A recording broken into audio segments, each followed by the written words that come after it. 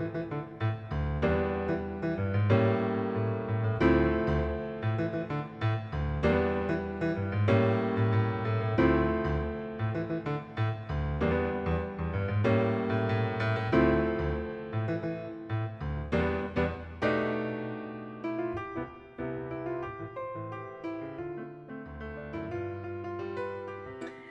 am the co-owner and winemaker. I do a lot of dishes at the tasting room. I help with a lot of the special events we have. Yeah. And I'm also in charge of the vineyard. So I wear a lot of hats around here. I got my start back in 2001, just with a love and a passion for wine, and had the opportunity to apprentice under a local winemaker in our area, and just hard work, a lot of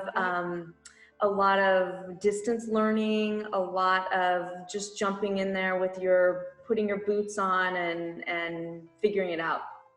Your red boots. My red boots, my signature red boots. Do you actually get a new pair of red boots every harvest? I'm so hard on those red boots that they do not last a whole harvest. Wow. So I wear them until they start taking on water, and then I buy another pair. Well, I love how your brand, how sensitive you are to your brand, and how it permeates every aspect of both your property, your wines. It's just a gorgeous presentation that complements your wines really well. So well, thank you for saying that. You know, it's for me, it's all about the details, and so I just try to approach everything with that intent. Yeah, yeah.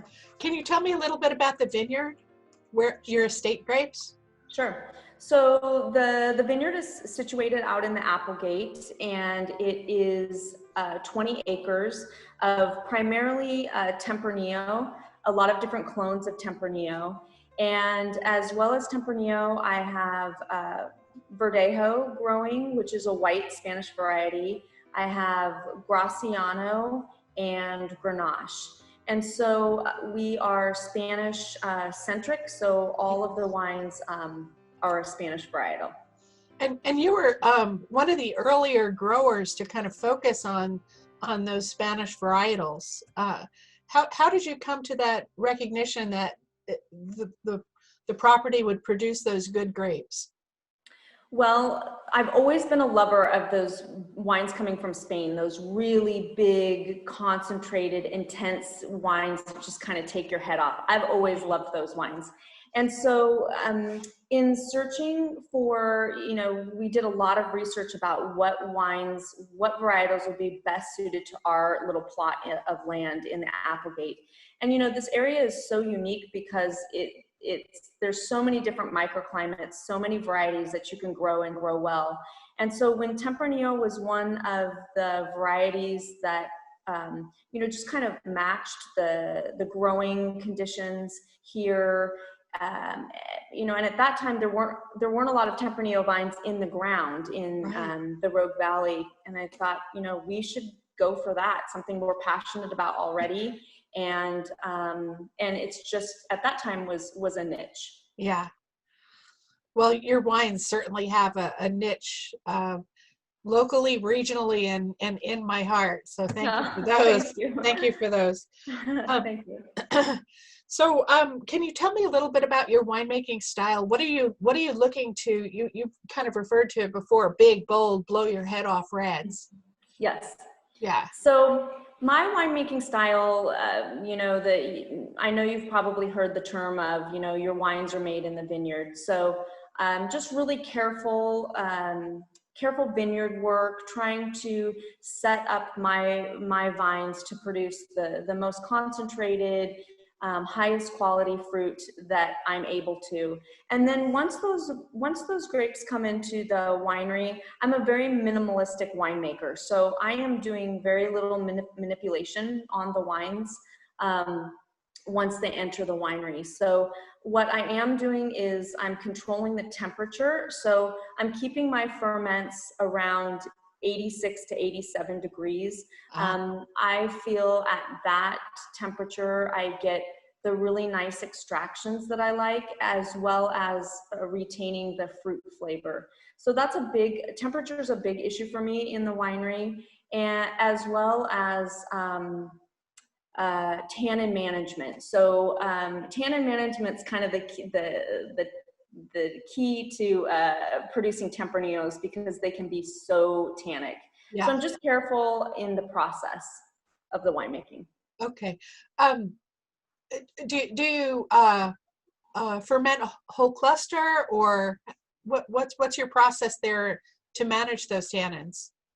So as far as on making my white wine, my Verdejo, I do something which is called whole cluster pressing. So in order to minimize oxidation with the white wines, I load my press with the clusters full. So I don't do any destemming with the whites. With the reds, I'm carefully sorting the fruit when it comes in, and I'm taking it through my destemmer, and I'm slightly piercing the skins Ah, so that they can get a start for fermentation, but just being very gentle with the fruit. okay. Okay, great. Thank you. Yeah, yeah. Um, how would you define your winemaking style, and has it changed over time? Did it take a while for you to kind of like figure it out? So I always say that those early vintages, you can taste the love and the fear in them, because I think that over the years I have become more confident in my winemaking and the varieties I'm working with, and so I'm a little less um,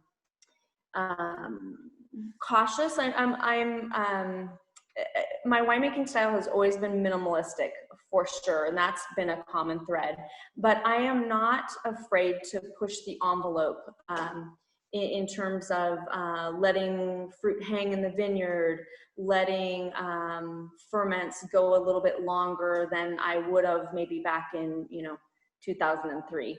So, and I feel like that's, every single year as a winemaker, you get more tools in your toolbox in order to, bring to your projects. So, yeah. I think that one of the things I've admired about your winemaking is that you've continued to innovate. You've continued to look at new ways of expressing a temp, for example, and you're looking at new aging, differently aging, differently handling, and Yep. every couple of years you've brought out a new wine for us to taste. So there's always something that to look forward to with your Yeah. winemaking. Well, yeah, thank you for saying that. For me, I love making the wine. It's such a passion for me. And it's also, um, I love to have a new project coming down the pipe, because it's just the the ability to be creative within your brand. And I think that I've had the luxury of being really free in doing that. So just even with label designs or different varieties or different I think it's really fun to show people the different expressions of Tempranillo Mhm. just within the variety itself, because they can be so vast. Yeah, yeah, yeah. We had that Tempranillo Congress here Mhm. um, a couple of years ago, and that impressed me to see your demonstration of the temps that you were working with. Thank you. What's your latest wine, and what's your next project? So I'm very excited because I have a project I'm working with this year. It's a wine that I've made in the past. I made it in 2014, and I'm going to get the chance to make it again. And it's Tempranillo that I grow here. And I've also purchased Tintacao and Touriga Nacional Oh, wow. from a vineyard, Randy Gold's vineyard in Talent, Oregon, and I'm making a red wine, a blend from those, and the label is called Fibonacci, Ah, and it's a picture of my daughter Lily on the label, and it is Fibonacci means, symmetry in nature, the patterns in nature. And so the packaging is really beautiful. The wine was something, an experiment I tried back in 2004, and, it was so well received. And so I have that coming down the pipe this year. So nice. And you just introduced two ideas that I'd like to explore briefly, if you would. One is, you've mentioned your daughter Lily, who is over your left shoulder, I think. Shoulder, yep. Yeah, and you also have a son, Riley. Yes. And the other thread that I hope you would address is your care for the land and work that you've done to restore habitat. Yes. So this property is a 250-acre ranch. It was historically a cattle ranch.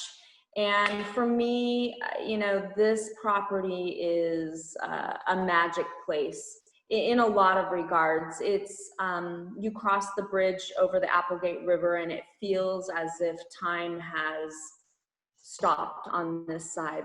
And, it's been since 2006 on this property. It has been blood, sweat, and tears, from me. And I feel a reverence to this place, and I feel lucky to have it be in agriculture. And I'm always looking towards ways to help preserve and protect the property. So we've had some great partnerships along the way.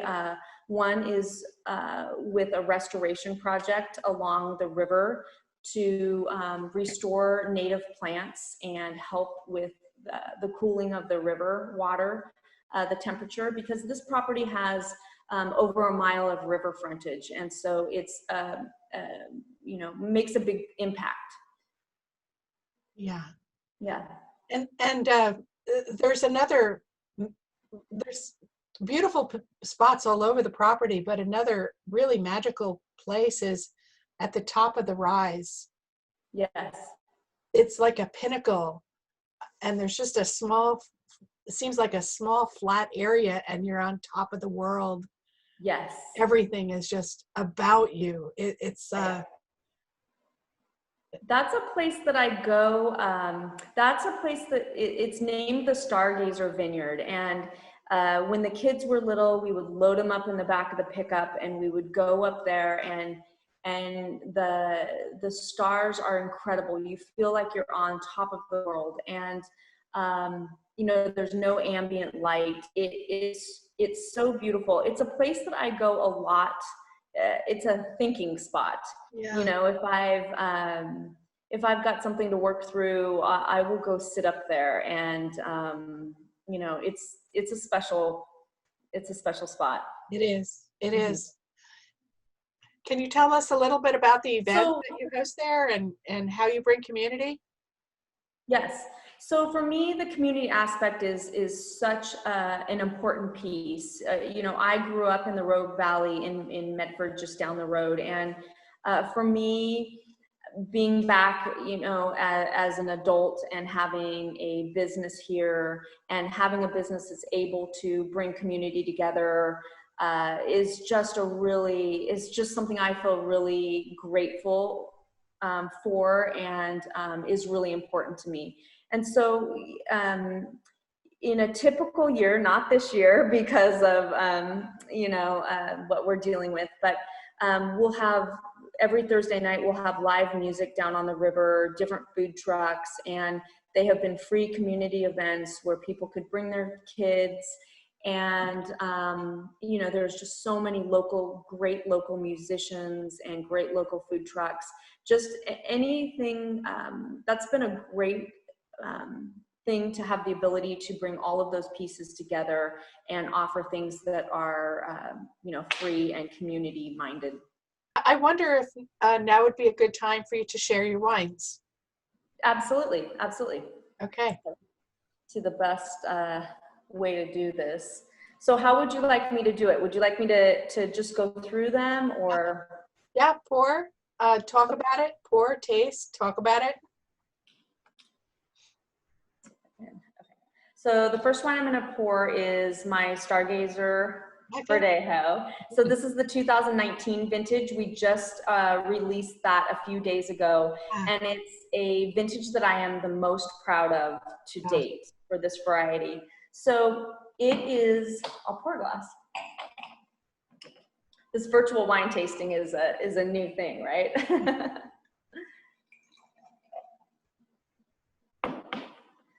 So it's named after the Stargazer Vineyard, which we spoke about being, you know, a special place on this property.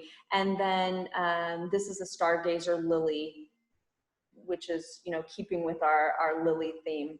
So I fell in love with this variety back in 2008 when I worked the harvest in Spain. And so most people are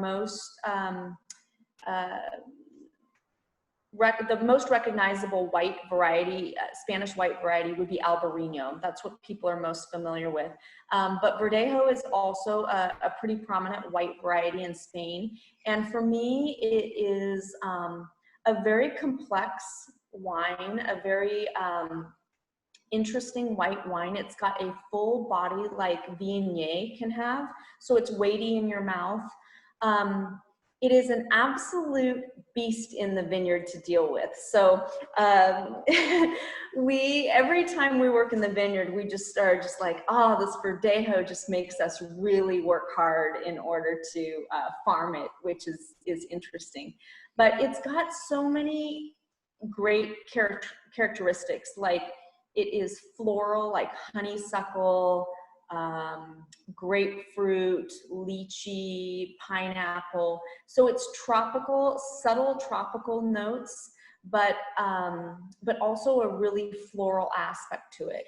So for me, you know, I started off making Tempranillo, and so I have a Tempranillo brain, meaning that in the vineyard, you know, I can walk through and I can taste and I can be like, yes, this is perfect or not perfect. And in the Verdejo, it's taken several years for me to get a handle on how it likes to be grown in Southern Oregon, how it likes to be treated in the winery. And, you know, it's a little finicky in the vineyard in terms of, you know, just how we manage the crop. So never more special. I feel like this vintage, this 2019, I've hit my stride with it. So I'm really proud of this vintage.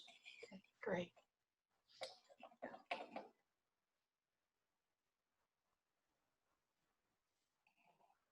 I wish you had a glass as well. I'll have it after lunch. Okay, good. Yep. Good. Thank you. Okay, and your next wine? My next wine. So this is the next wine. It's called The Life of Riley. So as you mentioned, my daughter is Lily and my son is Riley. And so he's had a profound impact on this business. He's 21 years old right now.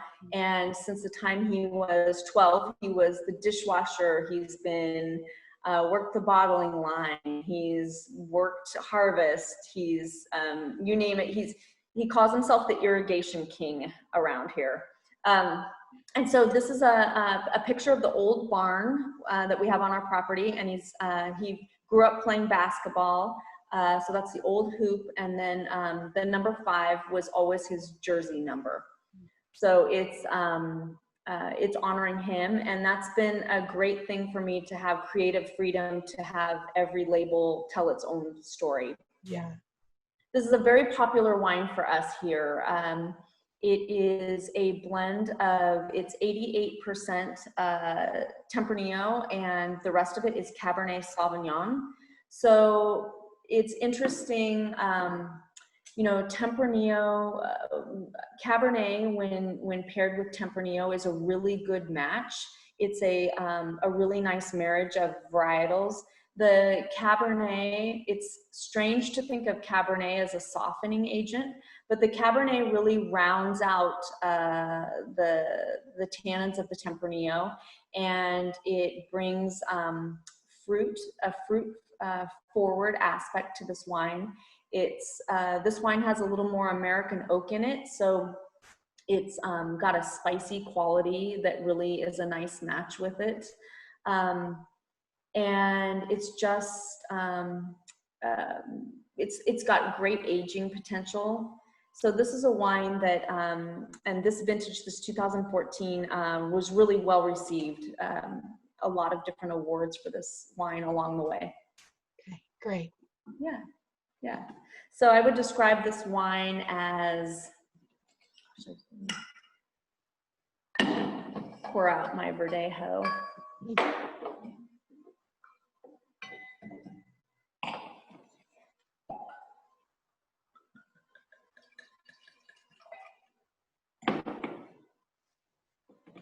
Camera back a little bit more so you can see. So I would describe this wine as saddle leather, roasted chestnuts. It's got some, like, I always think of, if you ever have been somewhere where it's the end of the season blackberries, where they're very ripe and just that dusty taste of overripe blackberries. This wine definitely has it.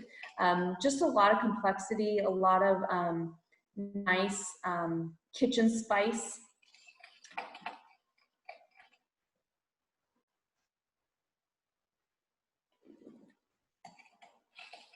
And just a lot of nice black fruit components to this wine.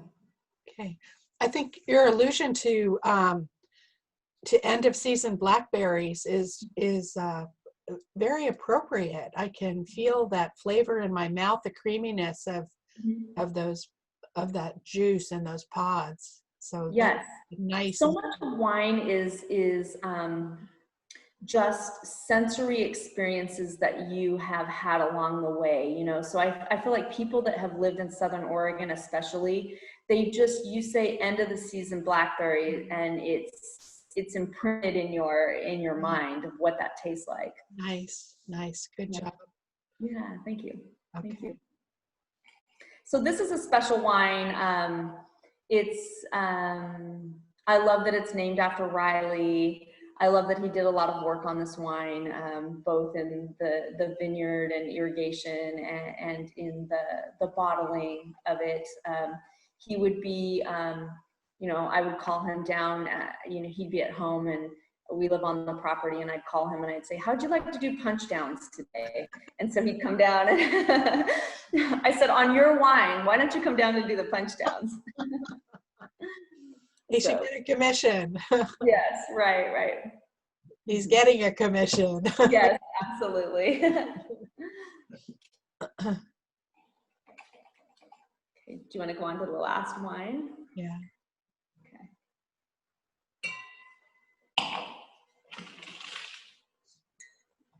So here's the last wine. So this is the 2014 Red Lily Tempranillo. This is the flagship wine. This was, it took 1 year to develop the label for this. You know, the stepping off point for you, for your brand is so important, you know, and I really wanted something that was, strong and, you know, powerful but yet feminine at the same time. And even the name, you know, Red Lily, when you're thinking of your brand, I think it's really important to create something that maybe causes people to take just a slight pause. You know, I think when you read it, so that because there's so much competition in wines out there and so many brands that are on the market, if you can capture somebody's attention for one more second, you know, they might be apt to try your product. And I think that most people, when you think of lilies, you usually think of white. And so I thought Red and Lily was a good, short and succinct, and was a strong name. Also my daughter Lily. And at that point, you know, I didn't really envision making white wine. It was never in Rachel's list of things she was going to do. I love the label, and this wine is always the very best fruit I have to work with in the vineyard. And it's always 100% Tempranillo. So it's important. It has been important to me to have this flagship wine be the pure expression of the varietal, no blending. It's so people can just taste, this is what Tempranillo is. So the first year, the first vintage was 2003, and we started off with 98 cases of that wine. So just baby steps. And then this production is up to about, it's usually around 500 cases. Wow. Each year. So small production.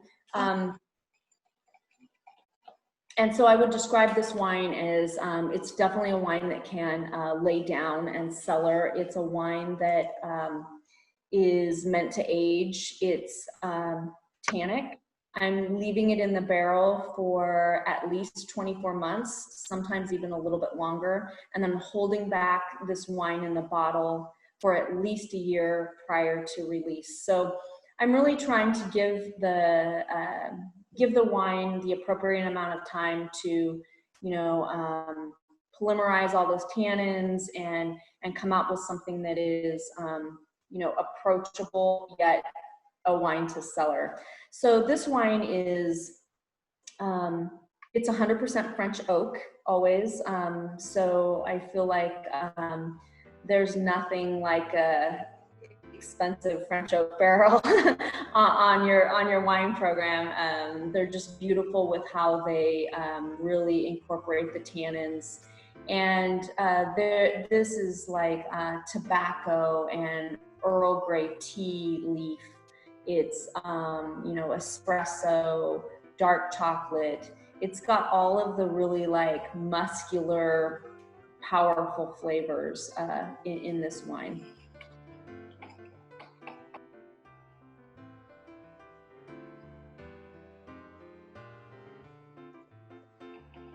So you would definitely describe it as more of an earthy wine experience and less of a fruit forward experience. So when you try the Red Lily and the Life of Riley side by side, you can really see what blending can do for a wine, and just how it manipulates the fruit experience.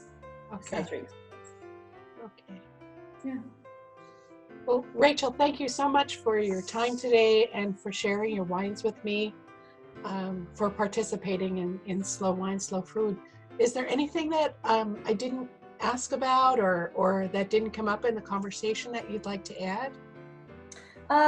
No, I think you got it. It's really amazing to be part of, incorporated into the slow wine and food. I mean, it's an honor. So it's definitely what I'm all about. the premise of it. The only thing we didn't talk about, which was on your list, was the whole how has the COVID affected it? But I don't need to talk about it. So. Anyway, that was the only thing on the list. You're welcome to. I can edit it in back at that part. Nah, I feel like people understand what it's done to business. I think so too. Yeah, right. Well, right. I'm going to formally thank you then for participating today, Rachel. Yes. I appreciated your time, and it's great to see you.